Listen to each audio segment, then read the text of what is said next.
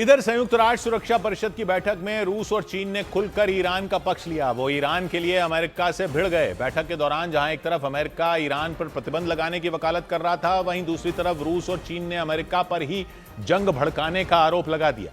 और इसीलिए सुरक्षा परिषद की बैठक में रूस और चीन के प्रतिनिधियों की अमेरिका के प्रतिनिधि से बहस हो गई। बैठक में ईरान पर प्रतिबंधों की निगरानी करने वाली कमेटी पर चर्चा होने वाली थी।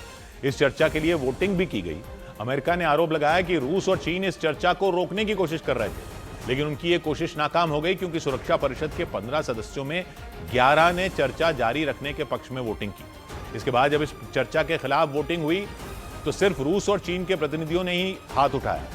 वहीं 2 देश इस वोटिंग में शामिल ही नहीं हुए। इसके बाद अमेरिका ने आरोप लगाया कि रूस और चीन नहीं चाहते कि इस कमेटी पर चर्चा हो, क्योंकि उनका मकसद सिर्फ अपने दोस्त ईरान को बचाना है। Russia and China do not want a functional committee, not out of some type of legal objection, but because they want to protect their partner Iran. America इस महीने सुरक्षा परिषद की बैठक की अध्यक्षता कर रहा है। इस बैठक में ईरान के परमाणु कार्यक्रम पर चर्चा हुई और इस दौरान रूस और चीन ईरान के समर्थन में खड़े नजर आए। लेकिन दूसरी तरफ अमेरिका ने ईरान पर कड़े प्रतिबंध लगाने की मांग कर दी। अमेरिका ने सुरक्षा परिषद के सभी सदस्य देशों से मांग की कि वो ईरान को हथियार देना बंद कर दें।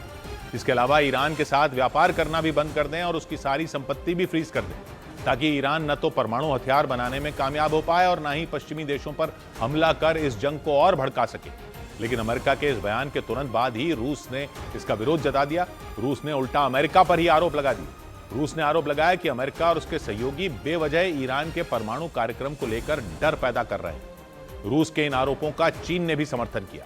चीन के प्रतिनिधि ने कहा कि ईरान के परमाणु संकट के लिए अमेरिका खुद जिम्मेदार है। चीन के मुताबिक ईरान अपने परमाणु कार्यक्रम को लेकर बातचीत कर रहा था, लेकिन इस बातचीत के दौरान ही अमेरिका ने ईरान पर हमला कर दिया। इसकी वजह से बातचीत की सभी कोशिशें बेकार हो गई। इसके बाद अमेरिका ने ईरान पर किए गए हमलों को सही ठहराने की भी कोशिश की।